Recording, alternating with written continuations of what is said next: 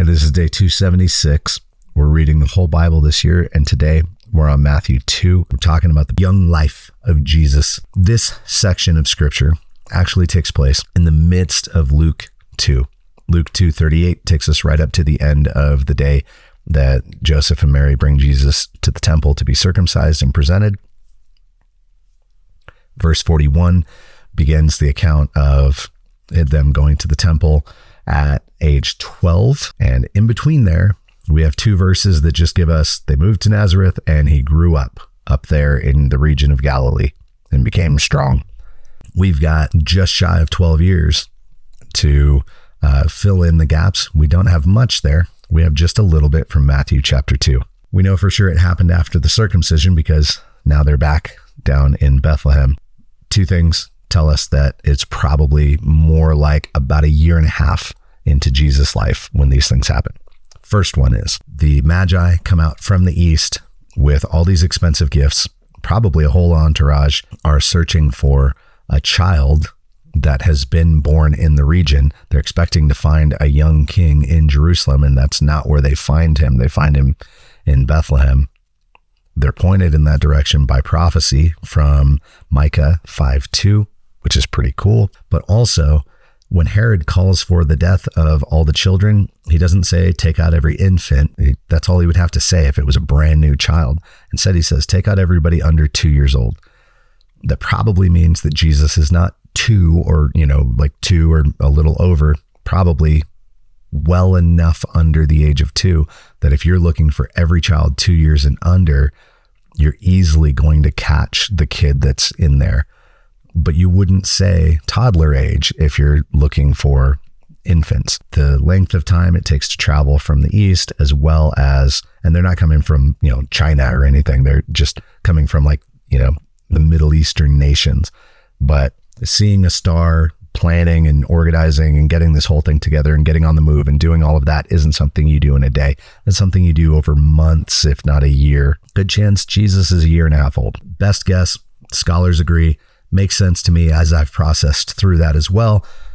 Happy to hear your thoughts. Comment down below or on the Bible app. Let us know what you think. At the far end of when these things can have all taken place, we need to have time for the Magi come visit, drop off all these fancy gifts, flight to Egypt.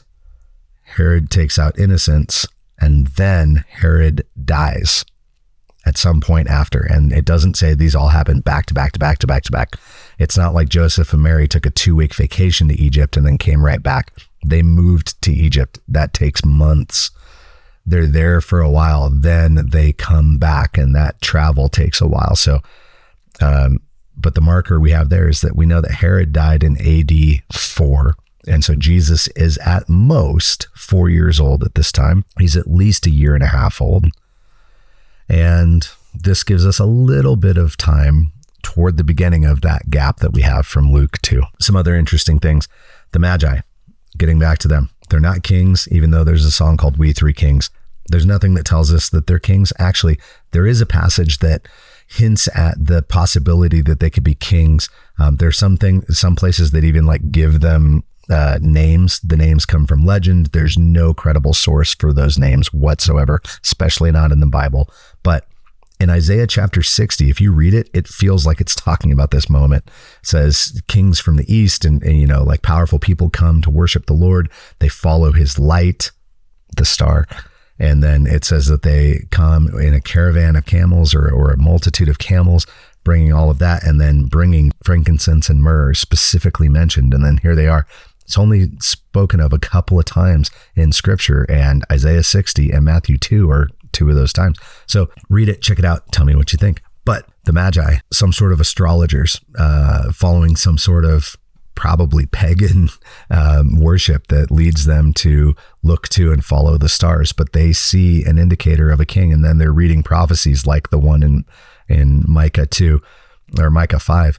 And those things had probably made it out to, it's not that far. The reign of Persia, between Persia and Greece and Rome, you're easily bringing Jews with some copies of some of this scripture out to these regions in the diaspora, in the spreading out of Jews and the scattering of them from exile and then kind of beyond. And so you easily have some tie-ins back to Jerusalem and Israel and the God of Israel, even from other nations that don't know and worship the Lord. Herod was known as a guy who tried to kill all of his rivals. He killed family members. He killed anybody who seemed like they might be trying to take too much power or might in any way threaten his throne. And a big reason for that is he's not a proper king. He's not from the line of David. He doesn't belong on the throne of Israel.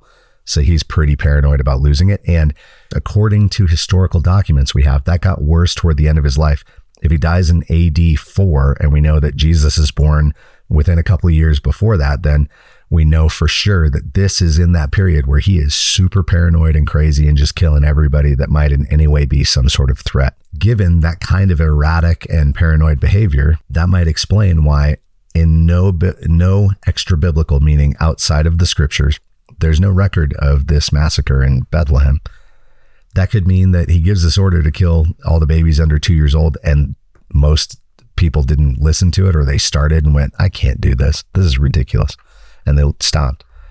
Still enough that there's this Rachel weeping for her children. This prophecy from Jeremiah 31 is still fulfilled, and yet not enough that for some reason it was recorded.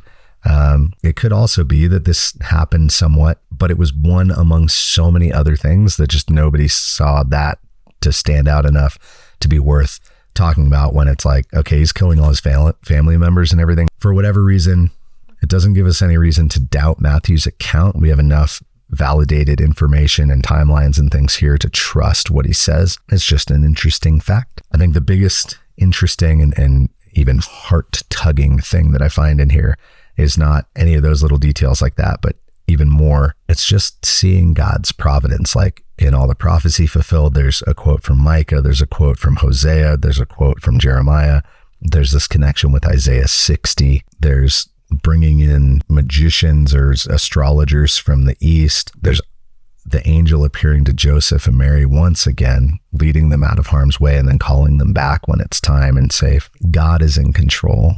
That gives me immense comfort, knowing all the things going on in the world, all the things that go on in my life, big and small, and there's nothing that escapes his notice.